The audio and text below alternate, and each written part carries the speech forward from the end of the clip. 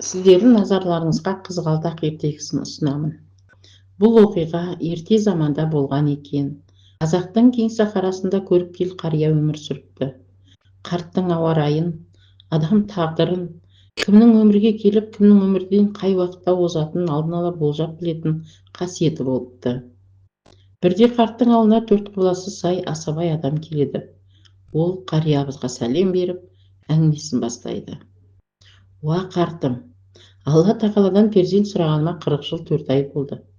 Елім бар, дүнием толы, бірақ осыншама дүние мүлік маған бақыт бермеді. Бір перзентке зармын. Жасым болса 50-ден асты. Осымен шырағымның сөнгені ме? Деп ауыр күрсінеді. Көріпкел біразға дейін төмен қарап отырады да, жаратушы ием, өз қолын бір нәрседен кенде қылып қойып, сыннан өткізеді. Сен өте жақсы жансың. Кедей кепшікке, ғарып мүгедекке, жетім жесірлерге әрдайым қол ұшын созып, көмек көрсетіп жүреді екенсің. Осы кеңпейілдігің үшін Құдайым саған ұл береді, деп батасын беріп шығарып салады. Айтқанындай-ақ 9 ай 9 күннен кейін байдың үйінде ұл бала дүниеге келеді. Баланың атын Сағыныш қояды. Қуаныштан жүрегі жарыла жаздаған бай ұлан-асыр той жасайды. Уақыт өте береді.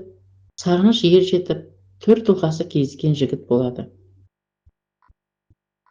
Бірде аң аулап жүрген Сағыныш бөкенді қуа-қуа адасып кетеді. Жан-жағына қараса, шөлді жерге тап болған. 3 күн 3 түн жүріп, арып-ашып шөлдің шетіне жетеді. Біраз жүрген соң бір ауылға тап болады. Шеткерек тұрған қараша үйдің есігінің алдына келіп, аттан түседі. Сол сәтте киізден ай десе аузы, күн десе көзі бар бой жеткен ару шығып, оған тостағанмен қымыз ұсынады. Сағыныштың екі көзі аруда. Оған өзінің ғашық болып қалғанын сезеді. Бұл Сарыбай деген сол ауылдың қариясының қызы Балкүміс екен. Балкүміс те 4 тұлғасы келіскен. Ер жігітті ұнатып қалады. Ертесіне Сарыбай жігітті жолға шығарып салады.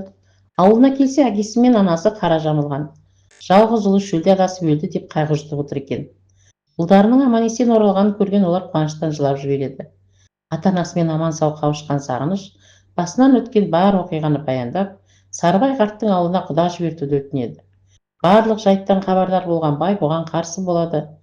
Сағыныш әкесінің көнбесін біліп анасына мұңын шағады. Ана әркез баланың қамын ойлайды емес пе? Алтыным-ау, әкеңді түсін.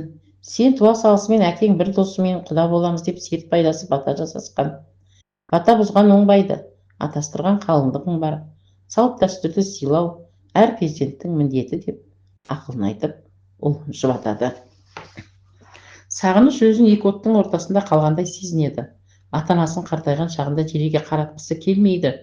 Бірақ бүкіл жан дүниесін жаулап алған дүлей сезім ерік берер емес. Сүйгеніне деген сағыныштан сарғайып, уайым жеумен күн өткізеді. Арада бір ай өтеді. Bir күні Сағыныш әкесіне келіп, көке, мен Балкүмістің ауылына барып бір көріп келсем бола ма? Оның үстіне келем деген уәдем бар еді. Соны аяқ асты ету жігіттің намысымасын дейді.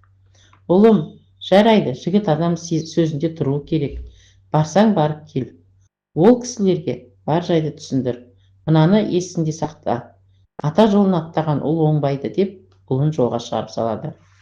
Сағыныш сүйгенінің ауылына жетеді. Сарыбай қартқа бар оқиғаны баяндап береді. Сол кезде қарт: балам, ата-ананың назасына қалған ұл оңбас, батамен ел көгереді деп тегін айтылмаған. Бата бұзған, теріс бата алған адам көгермейді. Үйіңе қайта ғой деп қызына қарайды. Балкүміс үндемей біраз отырады да: Сағыныш, әкем дұрыс айтып отыр, дәстүрді сақтау міндетіміз. Елдің қарғысына ұшырап бақытты бола алмаспыз. Екеуміздің бір-бірімізге деген сезіміз еш уақытта өшпек емес. Ол ұрпақтан ұрпаққа жыр дастан болып жетеді деп тоқтап қалады. Балкүміс мөлт-мөлт етіп көзіне келген жасын көрсеткісі келмеген еді. Сағынышты Балкүміс біраз жерге дейін шығарып салады. Екеуі де үнсіз бір-бірін қимай қоштасып біраз тұрады. Екеуінің де көзіне мөлтілдеп қимастық жасы келеді. Осы сәтте ата-баба дәстүрін сыйлаған қос перзентіне Алла тағаланың нұры жауады. Ол нұр жер бетіне екеуі жүріп өткен арақашықтыққа алқызыл гүл болып егіледі. Бұл гүл қызғалдақ еді. Сол уақыттан бастап қызғалдақ гүлі махаббат белгісі болып қабылданған екен. Назарларыңызға рахмет.